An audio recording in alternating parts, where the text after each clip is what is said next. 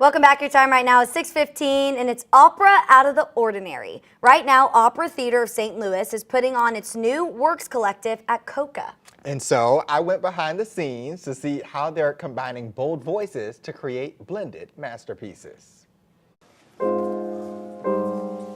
Everyone is contributing, everyone is invested. That's what makes what's happening on this rehearsal stage so rich. I am moved. I feel provoked when I see them to move along with them. Boom, boom, boom. Jarrod Lee from Alabama serves as librettist for the story of Kandake, a Nubian queen fighting to preserve her people's independence. It's where we get the name Candace from, and it is queen from the kingdom of Kush. There were a line of them. So I create the story, I write the lyrics. Audiences will hear these voices and see this stage work in one of three pieces in Opera Theater of St. Louis's New Works Collective.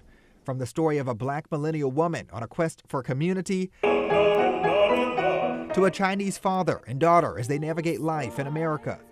It's the theater's third year disrupting the traditional commissioning model for opera companies. Celebrating its 50th season this year, Opera Theater of St. Louis has put on more than 1,200 performances. But what makes this experience so unique is that the artistry you see played out on this rehearsal stage was chosen by the people of St. Louis. So we've assembled a panel of 10 St. Louis citizens, and they have chosen from over 150 nationwide applications 3 teams of composers and librettists to come in and tell brand new stories on our stage. When you do a classical opera, let's say, or a romantic opera, you cannot go to those composers or to those writers. 33. Even deeper, Dominican conductor and composer Darwin Aquino believes it's critical to develop diverse audiences. I think it's vital for classical music and for opera nowadays to be able to present stories to connect with people, with the needs of nowadays. These artists from abroad and in our own backyards, uniting St. Louis through the transformative power of song, movement, and storytelling. I want them to walk out feeling lifted.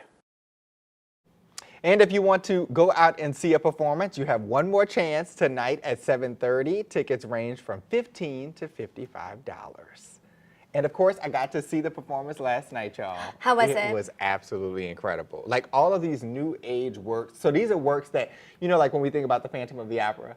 So like hundreds of years ago, these are works that we're gonna see and hear about. I love that. Like to think about that is really cool. You're so good about supporting the arts. You are. Yeah, we got to. They keep us alive and happy. You Yeah. stay up later than like the 6:30 bedtime I have. I do. So. I do.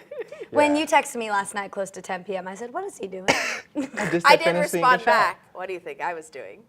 You were on TikTok. Yeah, what were you doing? See, And y'all know what I was doing? Asleep. I'm glad the ban was lifted. So now you know what we do on Friday night. Travis is normally out. Tracy's on TikTok. I'm sleeping. Yeah.